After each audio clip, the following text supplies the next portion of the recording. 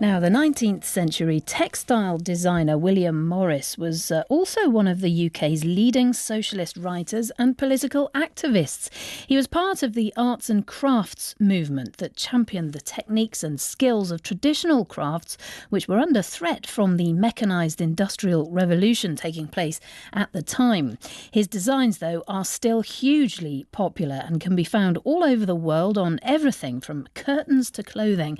Now, the William Morris Gallery, which is based in his former home in Walthamstow, north-east London, has just opened a new exhibition. It's called Morris Mania to mark its 75th anniversary. And our reporter, Charlene Rodrigues, went along to have a look.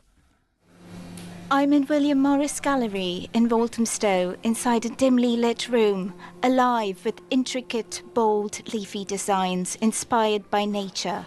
It's William Morris prints everywhere, on carpets, hanging lamps, a framed black and white photo of a Russian Tsar's winter palace in tulip motifs sits alongside Morris's Socialist League manifesto. And then there are mannequins dressed in elegant fashions from across the globe, a Japanese kimono, a badminton kit, and an Indian sari, all inspired by Morris's iconic strawberry thief pattern.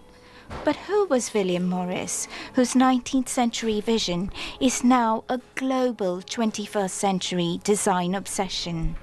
I've been speaking to Hadrian Garrard, director of the William Morris Gallery. William Morris is arguably Britain's greatest and most influential designer.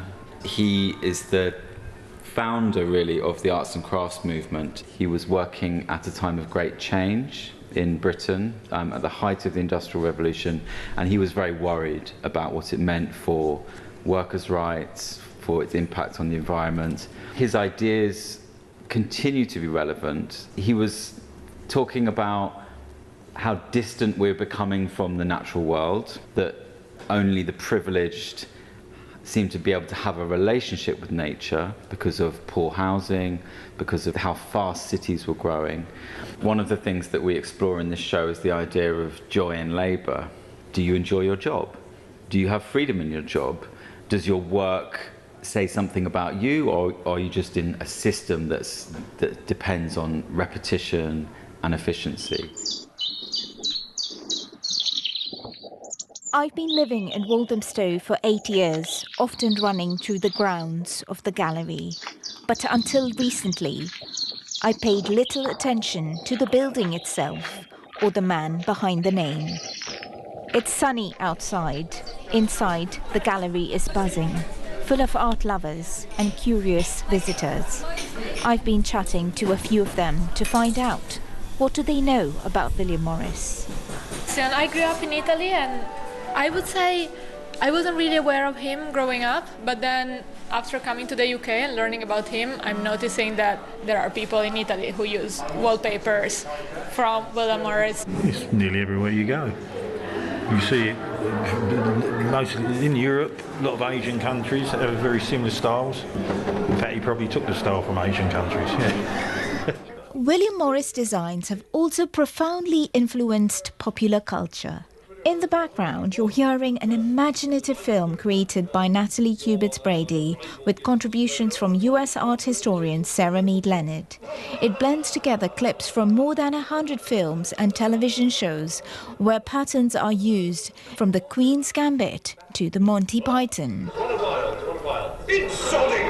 I suppose I went into the project thinking we'd mainly be looking at sort of quite stuffy English period dramas, and actually there's lots of surprising places it turns up, from social realist dramas from the 70s to Batman or Quentin Tarantino's like Django Unchained. Alan from Liverpool has been watching the film. I think over the century he's been influential for a certain cohort of left-wing thinkers. The dignity of labour, the importance to treat people as individuals, the wonderful quote about have what is useful and what you believe to be beautiful. And that was Charlene Rodrigues there, reporting from the William Morris Gallery in North London. More of his work on display there. Stay with us, lots more to come from Newshour.